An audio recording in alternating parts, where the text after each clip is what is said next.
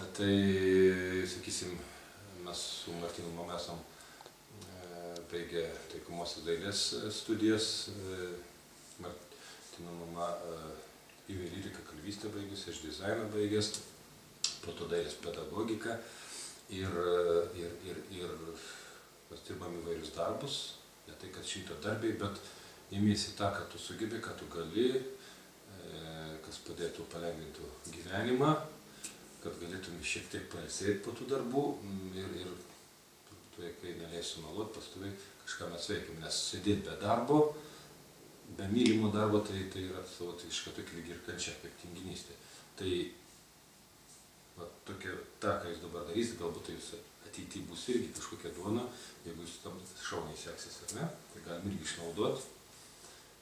Viskas, galim pradėti, geriam kavą arbatą. Tai būtų malonu dabar, kad jei jau galite, papasakotumėte savo, kaip jūsų veikla prasidėjo, kaip jūs sugalvojate susijęti pedagogo, mokytojo pedagogo gyvenimą su laisva kūryba. Nuo ko tai viskas prasidėjo, kada supratote, kad jūsų pašaukimas yra kūryba, kažką kurti? Na, tokie gražus klausimai, bet nenorėčiau nuvilti, o turbūt reikėtų galbūt. Tai nebuvo tokia, kad iš karto norėjau su kažkuo tai susijęti. Ne? Baigęs 8 klases, bandžiau stoti į Kauno Stepo Žuko technikumą, neįstojau. Po to stojau, baigęs 11 klasių, į Telšių dailės technikumą ir tai šitą instituciją, taikomosios dailės, gana aukšto lygio, į kurią man pavyko įstoti ir su 2 metų pertrauka tarybinėje armijoje. Man pabaigus ją ir susipažinus su Martyno mama, mes įstojom, aš taip pasakiau, dabar tarsi tokia apibendrinta, o dabar reikės jums karpyti. Aha. Viskas gerai. Viskas gerai. Tai va tada čia jūsų darbas ir bus, ar ne? Tai mes pabaigę Telšių dailės technikumą, įstojom į Vilniaus dailės akademiją ir tuo metu dar buvo neakivaizdinis dailės pedagogikos skyrius, kurio mes pabaigėm, kur dėstė nuostabus dėstytojai jaunas Gutmanas, Gurskas, kaligrafijos žymiausias, vienas iš žymiausių Lietuvos ir pasaulyje specialistų.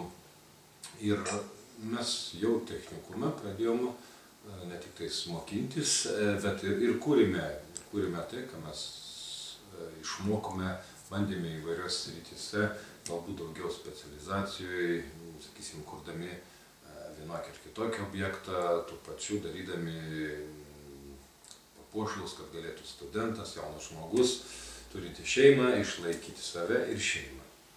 Na, o pradėjus dirbti 88 metais tuo pačiu ir studijuoti. Pirma darbovietė buvo Alytaus rajono Daugų meno mokykla ir tuo pačiu Daugų vidurinė mokykla. Na ir ten prasidėjo kartu ir mokinimas, ir mokinimasis.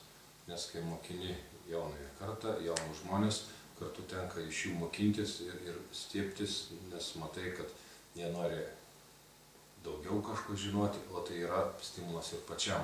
Daugiau sužinoti, parodyti, išmokinti, ne tik plaukti pasroviui tą, ką tu išmokai. Tas tobulėjimas turbūt vyksta iki pat dabar ir besimokindamas keitiesi, mokini, tuo pačiu ir kuri. Parodų jau ne vieną, galbūt 10 personalių galima suskaičiuoti ir Alytuje, ir Lietuvoje, ir užsienyje. Be kūrybinės tokios veiklos užsiiminėjau dar ir parodų organizavimų, rengimų, kaip savo kolegų, taip ir partnerių iš Lenkijos, iš Gdansko.